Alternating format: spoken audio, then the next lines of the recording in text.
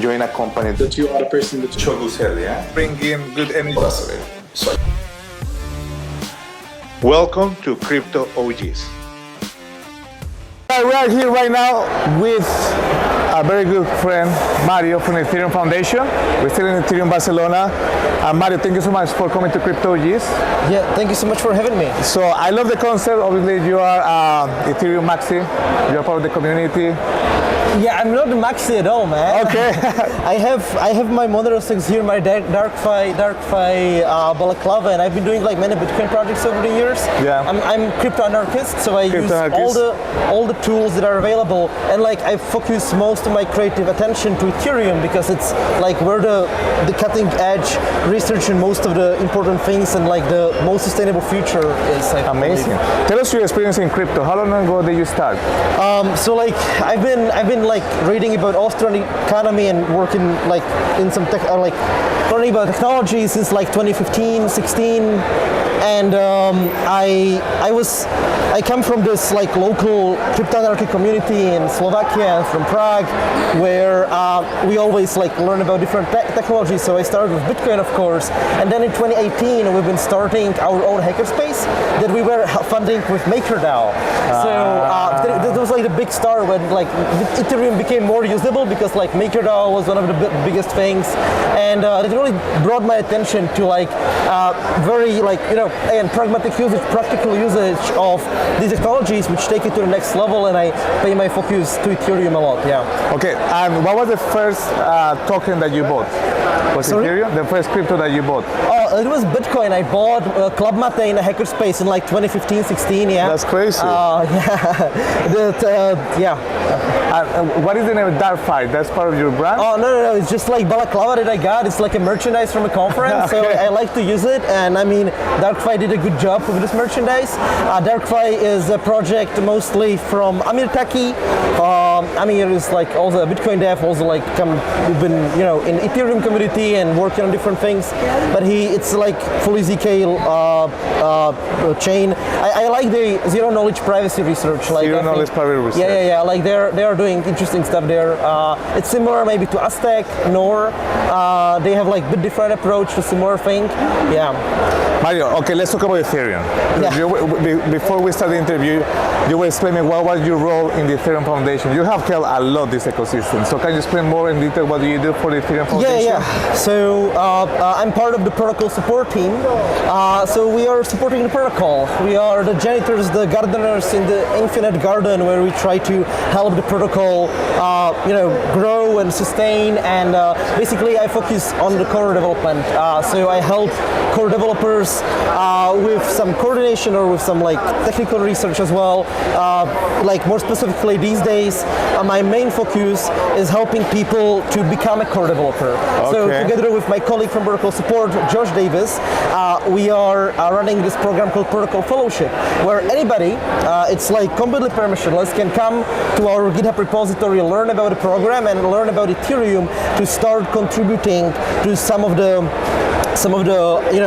current development challenges, issues, research, whatever they are interested in, what is happening in the Ethereum core action layer 1, the underlying platform of this whole thing here. So like many people are motivated to do it, but as it's like big task, they might be scared. It's like a big wall to climb. Yeah. So we try to help them basically we create a community and also some mentors to help them to work with this. So basically, you are a lead of core developer. You have no. There is no lead to core development, and I just no. It's like maybe Tim Baker is my colleague who also helps with this program, and Tim is coordinating the core development calls, and this is how like there is no like leader or anything. He like helps to facilitate the coordination in a way that like he does again like more of a janitor works, make sure that like people stay on the topic, and that maybe like because there always needs to be some conclusion, there needs to be some consensus when some decisions are made, and that's boiling down to like many specific topics. So like many technical details of Ethereum, which is mostly discussed on these like regular calls called All Core Devs. So like All Core Devs, it's all public, it's all open, everybody can like participate there. And yeah, like Tim is helping to just coordinate this, where like there are tens of people, like let's say on average 40, 50, even representing like maybe 20 different teams, let's say. Okay. So there are some people from Ethereum Foundation, from some research, maybe from Get team, but most of the people are from like all of the client teams. So there is like 10 client teams, which are the consensus execution clients, and they need to chat and agree on something. Sometimes they agree, sometimes it takes a long time to agree. So like it's I'm not leading, or EF is not leading anything. It's just like one of the pieces in the ecosystem, which is like trying to just help to facilitate some processes. Yeah. Mario, you're actually the first core developer that we have on the show. So I'm not even a core dev, man. Like I contribute but you to code, some. Yeah. Like when I have to. I don't like it really. I mean, I'm not good at it. So really, when I have to, I do like some smaller projects. Like I do. For example, I help Ethereum to be secured by cats. Like, there is the 4844. Okay. The proto-dank sharding. Have you heard about the proto-dank sharding? No, but you can explain the community. So like, if you heard about the sharding, which is like on a long-term roadmap with Ethereum, lately it became like in the past few years, like the data availability sampling came as current proposal is the dank sharding, mostly created by Dankratfeist, and another researcher, Protolambda, proposed basically like a first step towards it, which is forward compatible with this full dank sharding, and we call it proto-dank sharding because Protolambda, or we call it the EIP 4844 blob carrying transaction, which is a new way of handling the data instead of like layer 2s putting the data to call data like very naively on chain. They are creating this special type of transaction, which is carrying ephemeral blob of data that is proven by a KZG commitment. And the thing is that the KZG crypto, so this saves like a lot of computation and a lot of overhead for the node. It's more scalable, but the KZG commitment requires what would you call a trusted setup or structured reference string. So the structured reference string needs to be crafted in like non-trusted way, in distributed way. So we do a multi-party computation where already more than 100,000 people, or like there's over 100,000 contributions. Then I believe that tens of thousands of people really contributed there. And my project was to create, or like what I did, like as a hobby project more with some friends from the hackerspace in Prague. We created a cat toy which generates randomness and crafts a secret from the movement of the toy as the cat plays with it. Oh, wow. And this gets submitted as a secret to the ceremony. So basically you have like right now, with what I know, you have over 20 cats securing Ethereum layer 2s in the coming upgrade when the layer 2s start using it. Yeah. That's crazy. Yeah. 20 cats. That's like a bit of a rant. So I do like technical stuff. And there's a cat there, I can see, so it was more random. There's a cat in the mural. Yeah. I love that. Yeah, that's not one of the cats. They just painted it during the conference, right? Like that. I was chatting with them. Yeah. Amazing. Okay, Mario, let's talk about a little bit of what's been happening the last year. From your point of view, obviously, they say it's a bear market for traders, but it's a bull market for developers. Do you agree with that? So I think it's always bull market for developers if you are like whatever talented and enjoying enough. Like it's true that like in the, I'm not sure, like yeah, people say that like we build now, and I think like I honestly like try to filter all the price noise. I don't really follow that. Okay. So like because I'm in for the technology, as people say, but really, like, I'm looking at some specific problems. I'm trying to build some revolution here. I'm trying to help Ethereum or like wider crypto ecosystem to become using these tools to empower the individual, to create some coordination system, and it doesn't really have to correlate with the price. Like the Ethereum was usable more or less, whether it's like this price or this price. decentralized, right? Yeah. So like I don't really like. I understand it's maybe nice that it brings some people in who stay for higher revision, but also it's like annoying when there is many members of public, the mobs come in, you know, just like overwhelming the infrastructure, and I mean, it's fun and it's a good ride, but it's good when it's like chill and we can like have a discussion about like the real problems. Yeah. Amazing. Mario, two more questions to wrap up. So the first one is, what advice would you give somebody that's very young that want to join the blockchain and crypto community, especially Ethereum Foundation? What would be the advice?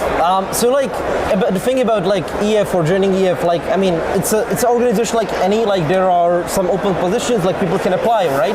But generally, like I would look into the ecosystem itself, like to work for some goal. Like it's really honorable when people want to work for Ethereum itself. Okay. There are various ways how to do it. There's also like different clients, also like different research teams or Protocol Guild, for example, and EF is like a part of it, right? Okay. So like you can fulfill the vision of working on Ethereum in many different ways, and EF also like, you know, it tries to actually like meddle less. It's like subtracted and giving the opportunities to others. So it's like always like more practical and maybe even sustainable to work outside the EF. But like yeah, people you meet there are great, and depends on what people, because I'm technical, so I would say like run your own node, learn Python, look at Ethereum org docs, look at all the documentation. Do your job.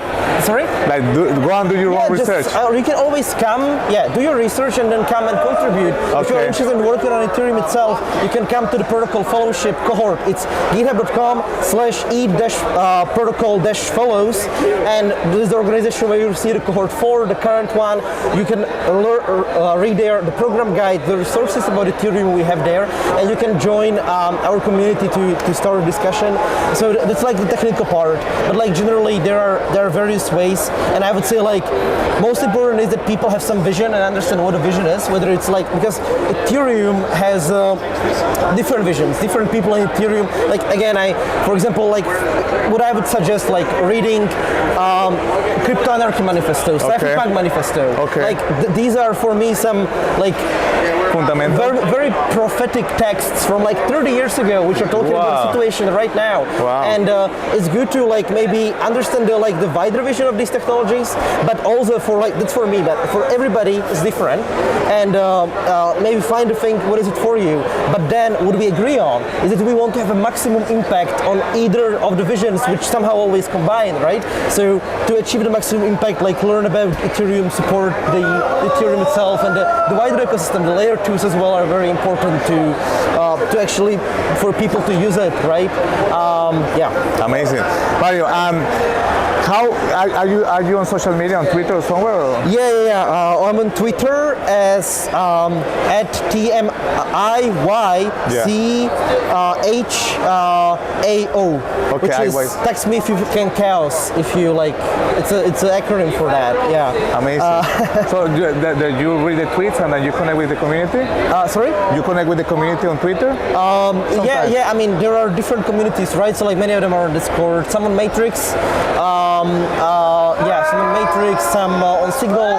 Very big fan of Signal and like familiar protocols. XMPP. That's where we find you, right?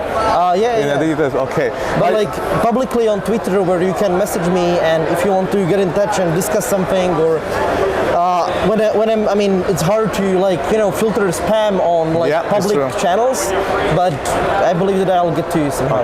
Mario, thank you so much for coming to CryptoOGs, and thank you so much to the Ethereum Foundation. And go and give a follow to my good friend Mario, the Ethereum Foundation, and we're going to stay here in Barcelona East. I'll see you soon, guys. Bye bye.